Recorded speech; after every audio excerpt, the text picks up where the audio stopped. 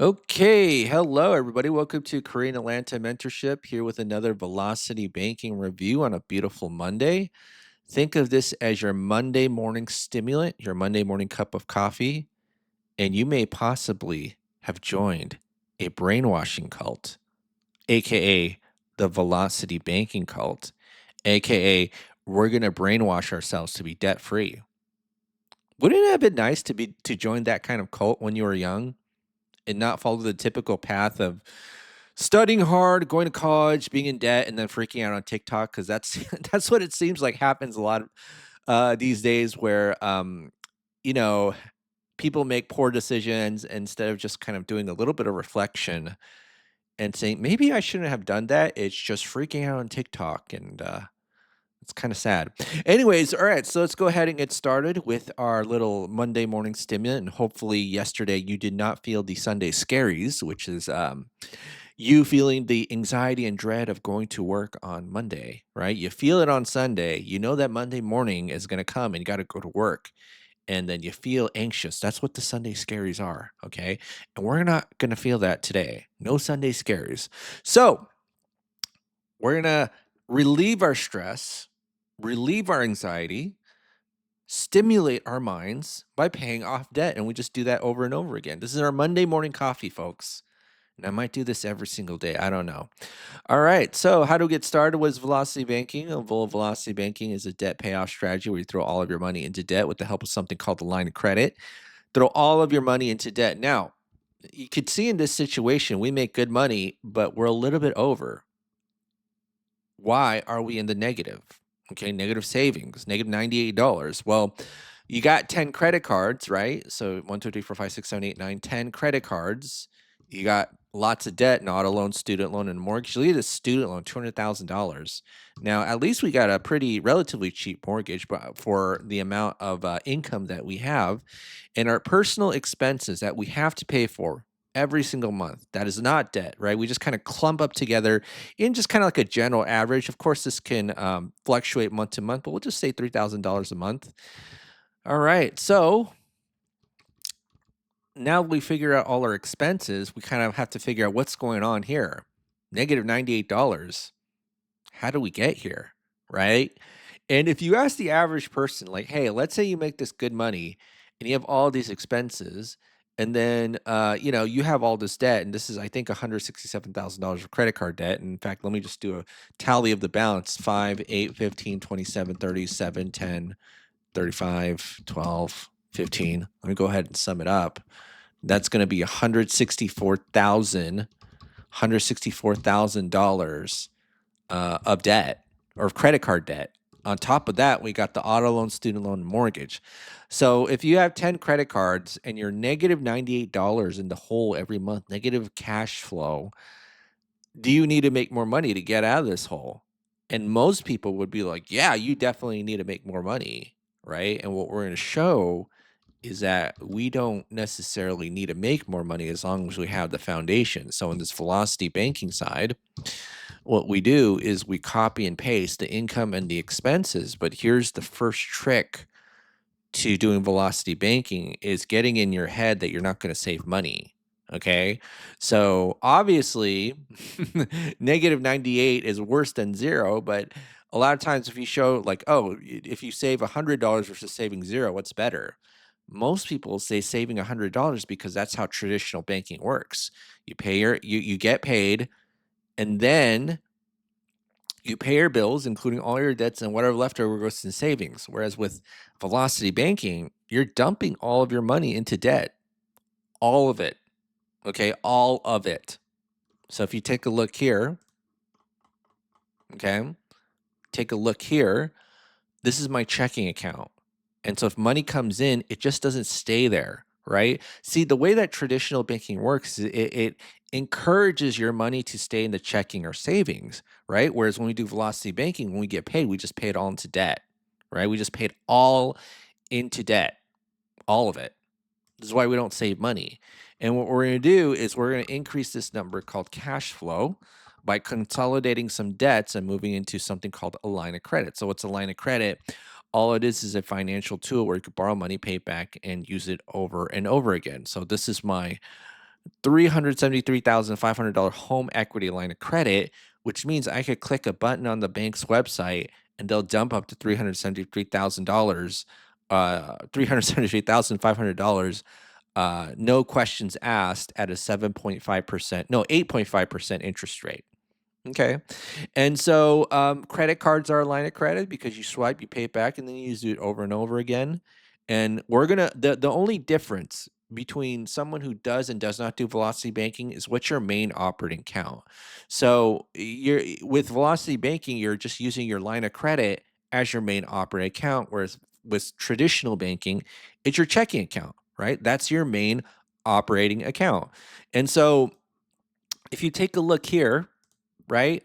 A lot of people get confused about how to get lines of credit because they don't understand banking and they don't understand what is the bank looking for. So if you take a look at all of this, right, you see that I have a total of $731,000 in lines of credit. 731,000. And so when I asked ChatGPT, like, hey, what's the percentage? What percentage of people does this place mean if I have over $731,000 in lines of credit? ChatGPT was like top, not 1%, 0.01%. And so I have a good amount of lines of credit, including personal credit cards, personal lines of credit, home equity. And so, if you're wondering, how do you get these lines of credit? You just have to know the secret of the banks, right? The secret that's hidden in plain sight. And why is it a secret? It's because they're lying to you in their advertisements. You ever watch like bank commercials where they act like we'll be here for you when you need us? Okay. You ever watch those? That's them lying to you. Okay. And the reason why they lie to you is because they can't be blunt and upfront about their secret, which is who do they lend to? They only lend money to people who don't need it, right? And so, how did I get all these lines of credit? I got all of these lines of credit because I only went to a bank when I did not need money. Doesn't mean they always gave me credit or they always approved me 100%, but the likelihood of getting approved was much higher. So when I would wake up, I would just be like, and sometimes this would be happening to me at 1 or 2 a.m. I'd be like, oh, yeah, do I need money today? That's the question I would ask myself. And the answer was yes. Never would go to a bank. But the answer is no. I'd be like, "Oh, I don't need money, therefore I'm gonna go to a bank," right? And then I just keep applying and applying, and this, you could see like videos on this channel about how I had over 200,000. Now it's over $731,000 in lines of credit, right? And so the secret is that banks don't lend money to people who need it. And this is a person once upon a time who did not need money. So the way that you could kind of think of a bank is like a vampire, right? A vampire needs someone with fresh blood who hasn't had their blood sucked dry. And you could think of every single debt when they charge interest as sucking your blood, which is your money, right? So who is the best candidate for sucking their blood dry? It's people with lots of money and no debt. So once upon a time, you had lots of money and you had no debt, and then you get these debt offers in the mail. It's like, whoa, like it's such a small payment for the amount that I borrow. And then once they got you, and then you have too many debts, then it's like, whoa, take a look at this guy. Yeah, it's good. It's a car wreck, right? A car wreck with the finances. So when you go to a bank and you need money, they're going to be like, no thanks, because this person is a huge risk. Remember your friends and family members that ask you for money and they say, "Oh, please, please, please, please, please give me money or lend me money because I definitely need it." Remember that? Do you remember? Right? And so what happened when you lent them the money? They didn't pay you back. Oh, yeah, they didn't pay you back. I'm going to sneeze. All right. So, that's what happens, and the bank knows that. That's why, as an institution, the bank knows we don't lend money to people who need it, right? So that's the secret. Now, why do we talk about free and clear lines of credit as if the bank were going to issue a free and clear line of credit when you're in the hole? Well, the reason is because what if you had known this strategy before you ever took on debt? What if you had the right foundation before you even started? I mean, I learned velocity banking when I was making $20,000 a year. There was no way the bank was gonna lend me money because I needed it, right? But once you get more money, that's like the bank's best customer, and that's when they got you into the little honeypot trap, okay? You don't want that. You no, you do not. You don't want to just take the low monthly payments over time. What you want is to use credit as a vehicle to help you obtain assets that generate you income, which we may or may not talk about today. All right, so let's go ahead and get started. And so what we're going to do is we're going to move these 10 credit cards, right? 10 credit cards into a line of credit that's going to be 167,000. So when we move $167,000 into a line of credit, okay, guess what happens to these payments? Oh my goodness. 0.000000000. Whoa! How do we get from negative $98 to $5,000 a month? What? Did we make more money? No, we did not. But look at this.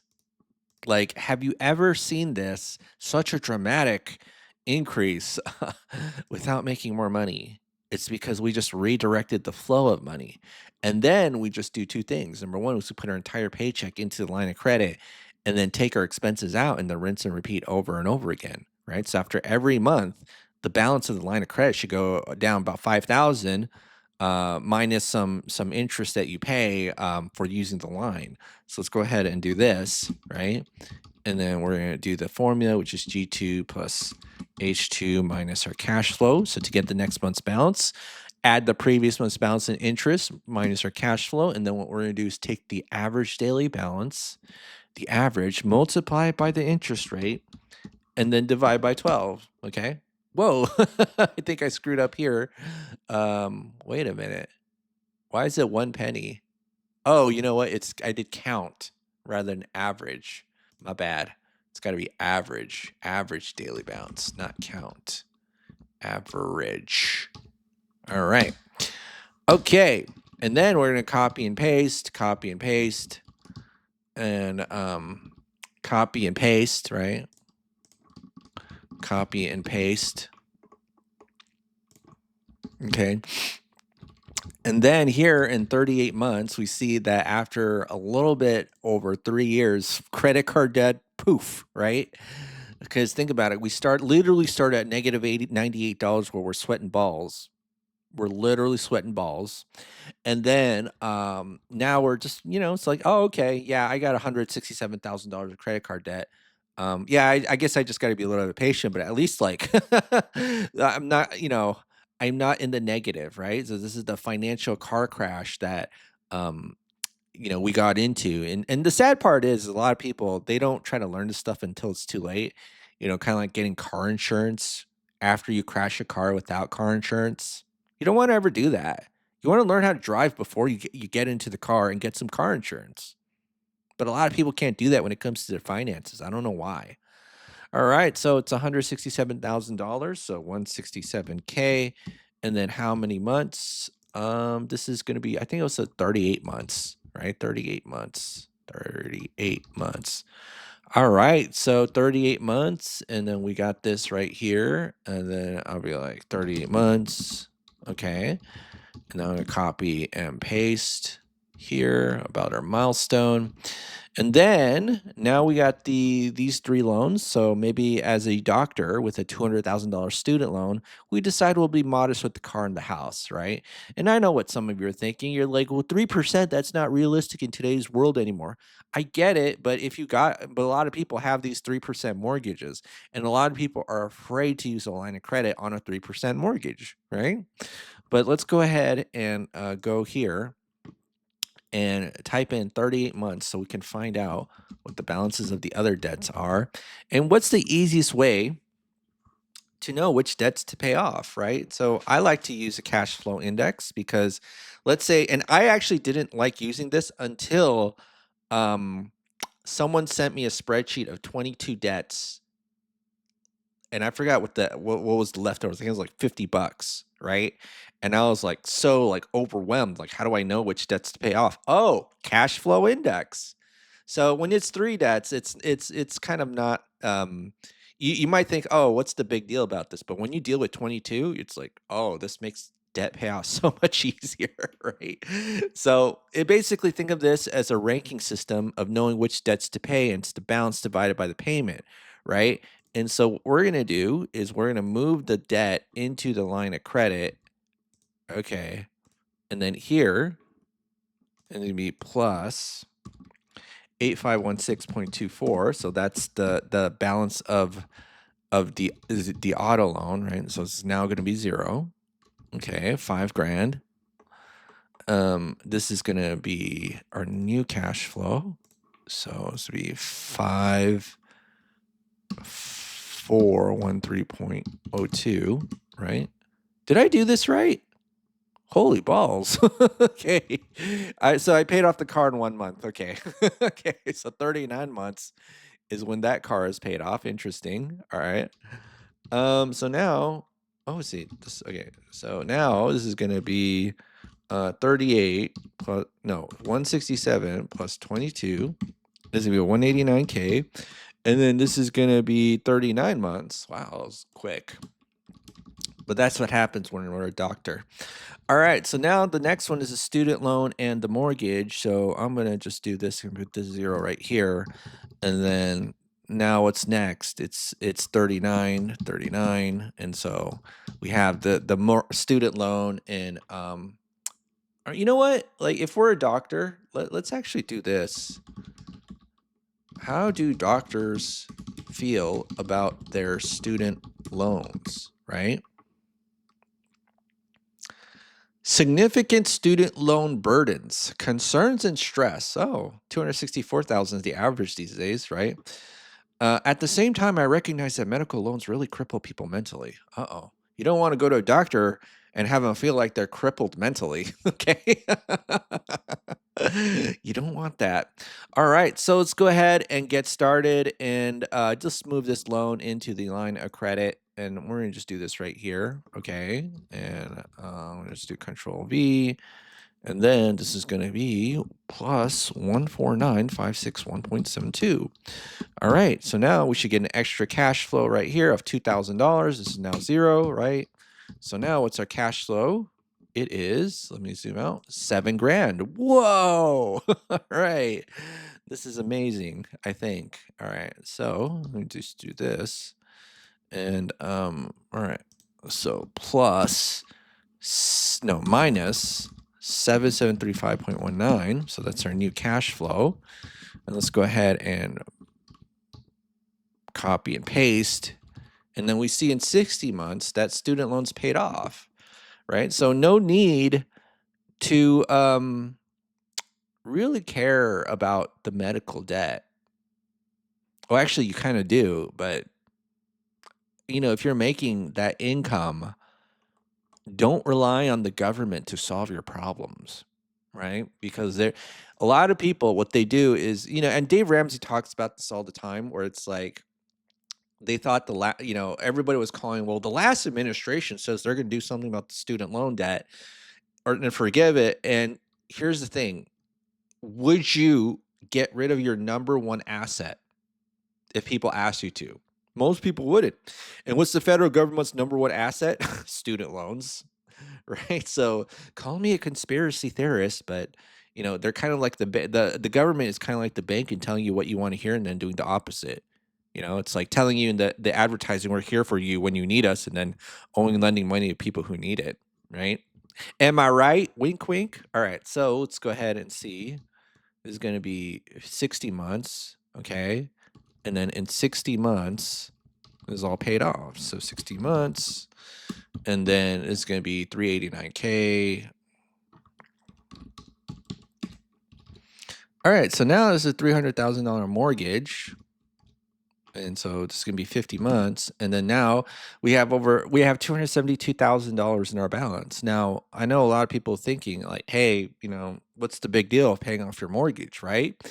And, that's a fair question, because what could you do at this time? Could you invest and make money? Yeah, definitely.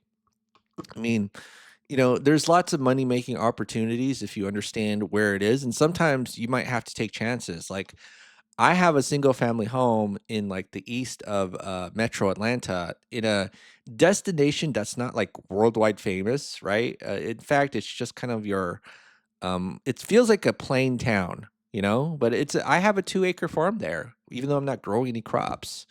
But I started an Airbnb in June, and then in July, I made over 5 grand on the Airbnb on the single family home. And now I'm shooting myself in the foot, or, I'm regretting like not having done this like 2 years ago. Cause I was really excited because I was like, oh, I'm going to make it into a long term rental. And then, of course I was excited when my tenant gave me a 14 grand check, but 5 grand a month. Holy balls. And in August is 4 grand. But this is what I'm saying. Like, you could just focus on money making opportunities, especially because, the payment is relatively low. But if you just kind of think about it, right? What is it? Okay. If you go to the 30th year, 360th month of the mortgage, you pay 155 grand in interest, right? 155 grand in interest at in the not in the 360 month, right? At even at a 3%. So when people think 3%, they literally, a lot of people think that's like the total interest that you pay is 3% of 300,000, which is not true. It is 50%. So if you go to 6, that's like 115%. And then if you go to like 9 or 9.5, it is literally you're paying for like 3 houses, right? Yeah, you're literally paying for 3 houses. It's crazy. Anyway, so 3.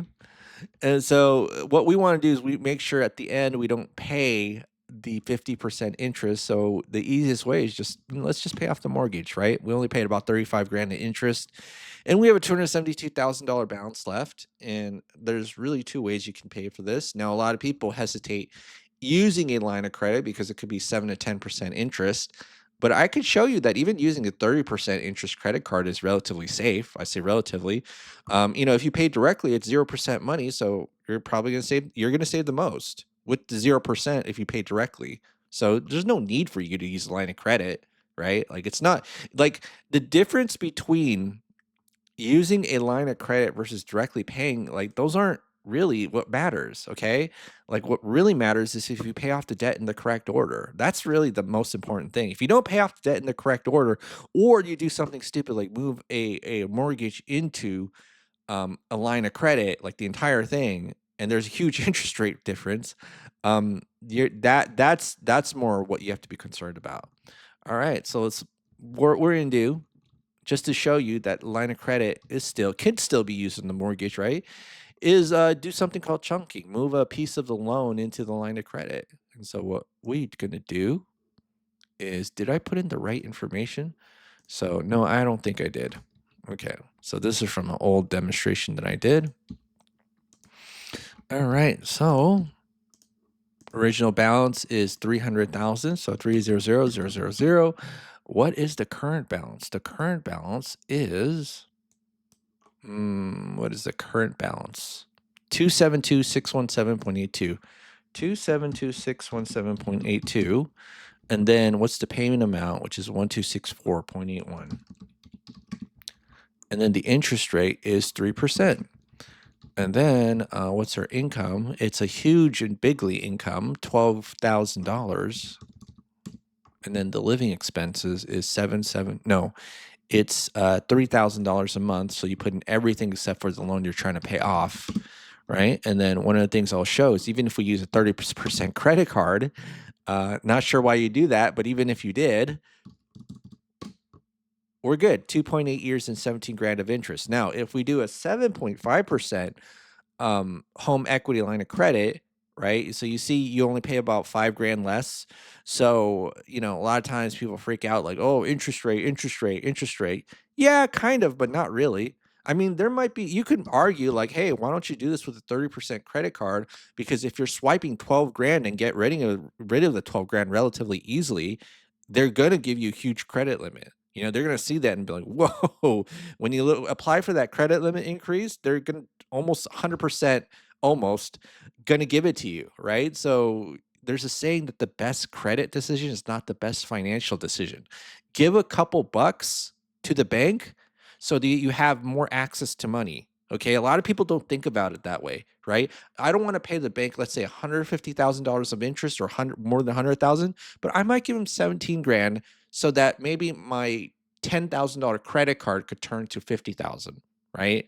So something to consider. Okay. All right. So yeah, 2.8 years here. Let me just do this right here. So it's gonna be 60 divided by 12 plus 2.8. And then this is gonna be 7.8 years, and then we're debt free. Debt free. Okay. All right. Well, that's it.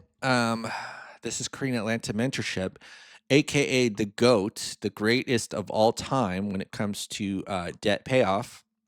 This is me that I have use AI generated images of the GOAT of debt payoff. And why am I the GOAT? Because I paid off a mortgage in 2 years and 9 months, which I've probably said about 100 times in the last videos that I've made.